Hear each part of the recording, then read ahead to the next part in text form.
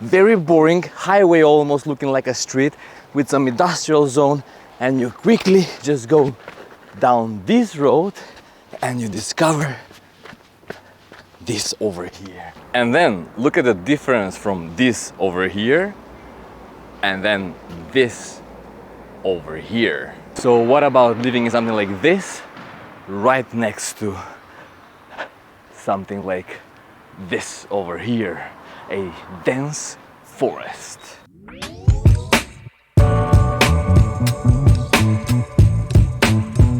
City parks are often being associated with nice flowers, row of beautiful trees, fountains and some neoclassical art decoration.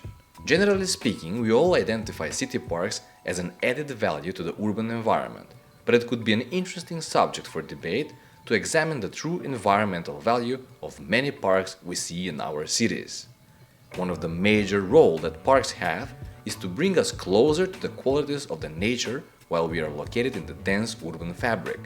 However, sometimes we get the feeling like city parks are conducting a completely opposite role, which in fact makes us more distant from the original values of the nature. In some cases, it seems like the parks are a raped version of nature, framed in fancies and designed with a major purpose of offering joy, consumerism and fun to us, people. And maybe there is nothing wrong with it, but if these kind of principles are the center of the park design, then parks are a hypocritical urban entities with hidden agenda that goes opposite of the environmental and sustainable qualities. But what if parks can be designed in an alternative way, like mini jungles hidden everywhere around the city?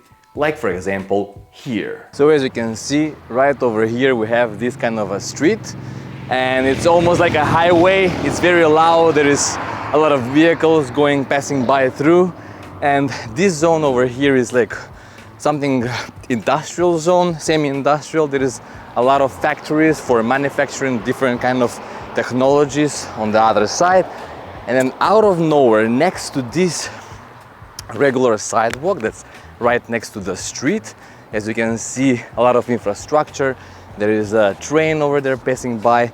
There is a long avenue here that goes on the other side of the city, and then you have this kind of boring sidewalk. Actually, it's not bad, there is a lot of trees and shaded spaces, but next to it you have this parallel universe, I'm almost like a saying, but a nice atmosphere and ambient that encourages people to walk more over here. So if you're a cyclist, you can take that road over there, but if you're a pedestrian who would like just to walk around and using this road more often, you're being encouraged to come here and take this little stroll over here. This over here is actually one little tiny river, Sena, that passes through Brussels. And as I said, it's around this kind of industrial zone over here, and they just revived it recently. They're trying to purify it as much as it's possible. They are introducing wildlife. There are some birds and geese there. They're also, I think they're gonna try to revive this old infrastructure like bridges. And as you go further, you explore this kind of a zone that's not that much a park, but it's more as a wild place. As you can see here, there is this kind of endemic local vegetation that is not beautiful, it's not flowers, but it's just something that can absorb the kind of a swampy water, purify it and turn it back into the nature. And you can see the nature is in a certain way let to be, to live on its own life. It's not tamed, it's not decorated, it's not specifically designed to animate the walking experience. It just offers you another element that we're natural to, but we don't use it in the cities. What we like here is introducing this kind of wildlife right next to the urban areas. Now I completely understand that sometimes these places cannot be cannot give you a safe feeling for different groups of people if you're walking alone. Here also there is no that much lighting, But that's not the point over here. The point is revealing the river as a new, natural, as an important water element in the city, and trying not to use it as a dump, as a place to just throw trash and dirty waters inside, but also to invite different flora and fauna back to the city, to introduce it back to the city, and that we people have to start learning how to live together in inclusive manner with the rest of the biodiversity around us. It's not just for us. And that's the major subject over here. How to we people to learn that these places are actually beautiful, this untamed nature. No flowers, no decoration, no this Baroque design and landscaping. It's all just trying to be as much as it is possible natural without feeling that the human was here. For example, this plant over here, it's not that much human friendly. I don't know what's the name in English about it, I'll have to look it up, but this can burn you a little, can give you a rash if you touch it. And it's not the best thing to have it around people, because it also can be a little bit harmful for children especially, and for animals like dogs maybe and stuff. But that's not the point. The point is that the root of this plant is actually a very good purifier of the rain water, that after that can just clear it and put it back in the river here. So we have to learn how to be more caring about the nature in the city, and not about that much about the people's needs in the city. You also start to understand that this is inviting for walkers to come here and pass by, but also you're more put in a role of a observer and not that much user. So you just come here to observe the nature, okay, to see the flowers, to see the different animals, and from the other side you walk away and you let this place to be itself. So we have to learn this, and that's why I like it. We have to introduce more and more in the city these kind of elements. Enjoy it. As you could see, in this case we had the opportunity to experience a mini jungle that was emerging around a little river that was flowing parallel to a large boulevard. In the next case we will see how a little jungle can emerge around a little pond or marsh fields located right next to a busy and condensed intersection. So the story about this place over here, as you can see, it's right on side of that big street over there, where there's a lot of noise and cars and a lot of infrastructure, and there is a transport hub over here, and you have this peaceful lake. Well, this little lake that you see over here, this pond, or they officially call it marshes, it's a pure reflection of a failed investment. Actually, on this empty zone over here, there was an idea for a big residential development with also some office units being transmitted into it. And therefore people were afraid that this place might get gentrified, and you know, as you can see, it's very nice and open and you cannot find many of these places around. So they protested and they managed to make this place a little bit, to let it free. And so this pit over here that you see, it is actually the pit, the excavations works for the new development, but because it was stopped, this excavation pit remained like this, and after some time, from the underground waters, from the rain waters, this pit actually turned into a little lake, a pond, as you can see, and this encouraged people to come here and to be even more and more attached to this place, and to make it even more resistant to new developments and to be dedicated for the public. Now many people would say like, yeah, that's NIMBYism. No, we will, from stripping architecture, we will object this. NIMBYism is something different. NIMBYism, it's not in my backyard only then when you have rich people trying to defend new developments around them. This place over here, it is right next to vulnerable social areas with not many public green spaces and not many spaces that can provide clean air. So these people over here, we're always pro-residential units, but they also have right to better air quality. And since this place is really lower, with a lower altitude, here the pollution of the air is higher, but thanks to that also the water comes on top and you can have some kind of biodiversity. It's worth to mention that during the sporadic formation of this interesting and unique natural habitat, there were many speculations that this pond will bring mosquitoes in the city and that any kind of wildlife will not be able to thrive due to noise pollution. But in fact, it is quite obvious that if you give decent space and conditions, wildlife will find a way to flourish. The next two cases that we're going to present are even more extreme, in a positive sense, of course. In other words, let's see how the vibrant and dynamic urban life of the city can literally merge with a real forest. And as you can see here as well, we have dynamic urban environment with a lot of cars and traffic, and there is many buildings over there, and there's a big avenue, and then out of nowhere you go here and you discover forest. It is really amazing that when you see this regular looking, somewhat exhausting and monotone intersection, you have this green element at only 20 steps away. And you can feel free a little bit more to walk around and to explore, to see the nature. So as normally, I mean, we have this also in other places. We have places where you have like a big parks in the middle of the city, but that's not the point over here actually. It's not like that. This area, this chunk over here of forest, is part of a bigger forest. So the forest, which is a bigger woods that comes and penetrates on this side as a peninsula in the city. So this greenery over here, this beautiful greenery, penetrates around inside the city. So what is also good that like this kind of green archipelago that we have here, as you can see, it's quite very wild.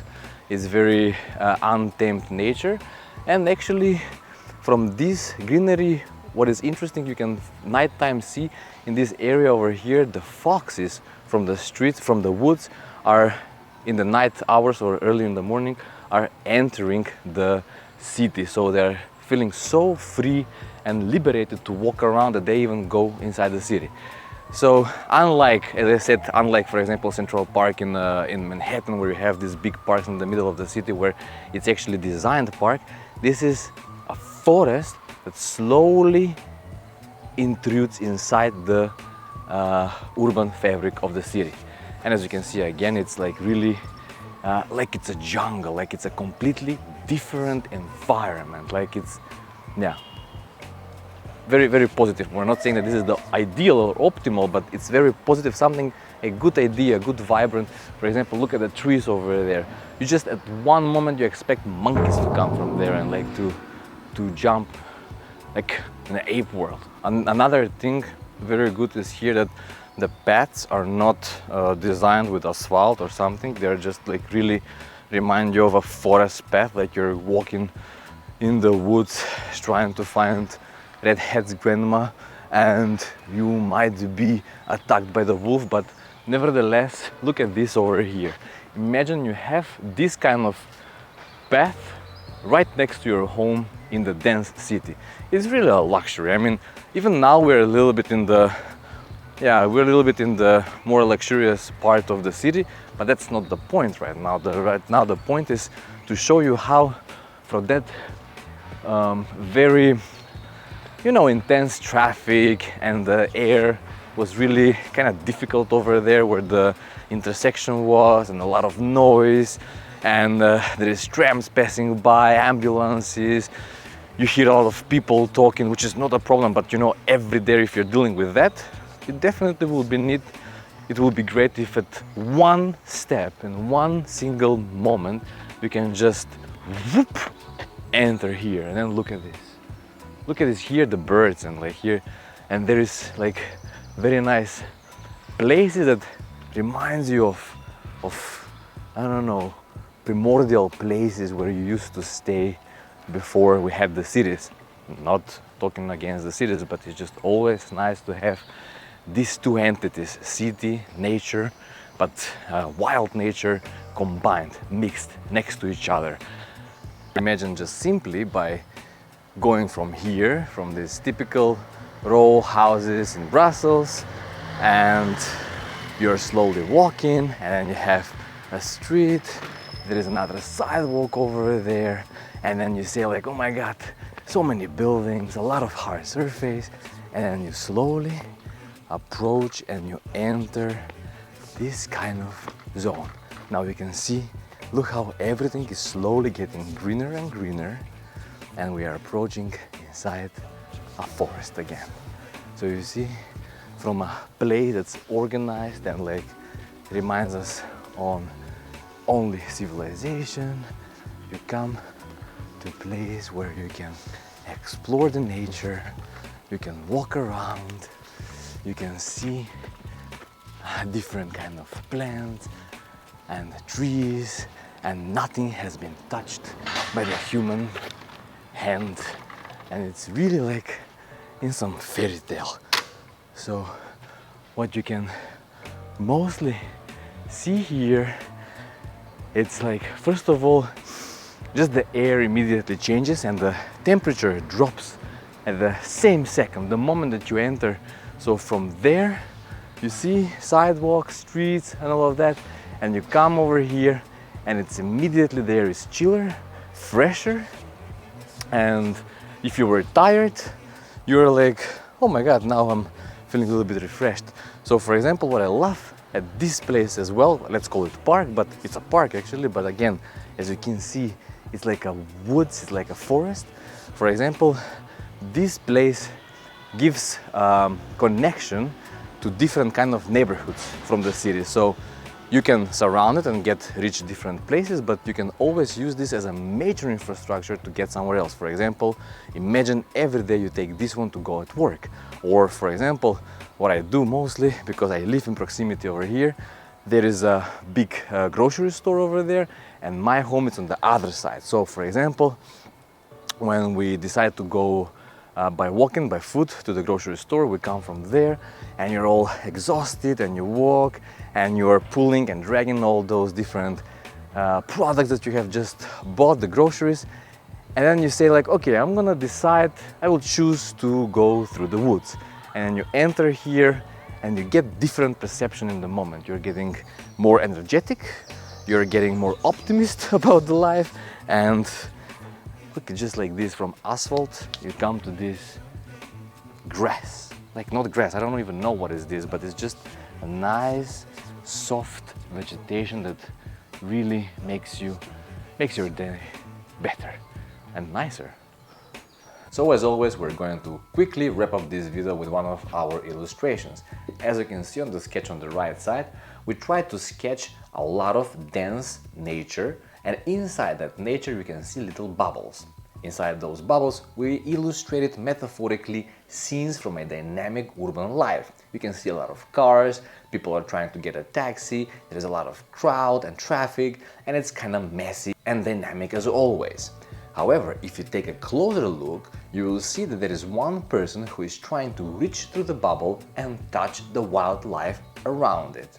Well, with this, we metaphorically want to explain and tell that it is very important that we create very tiny barriers between the wildlife and the city we are living in, because in that way you can really get attached to the nature and understand our relation to it. Today we really find it so problematic that the people and the urban life from the city is completely detached from the nature, and in that way we don't really understand how much we're exploiting with the nature, and with that we are doing a stigmatization of the urban life, like living in a city it's a bad thing. Not many of us understands how much water, gas and energy has been spent only for one single egg to be delivered to your kitchen. There are many people that don't even know what kind of meat was used in the burger they just ate. And therefore, if the predictions are that in future maybe up to 90% of people will be living inside the city because it's way much more energy efficient, we'll have to find intelligent ways how to sustainably cohabitate with the nature and the wildlife around us. Thank you very much for following us. Hopefully we have stripped the architecture and seen the things behind it, and stay tuned till the next episode. Bye bye.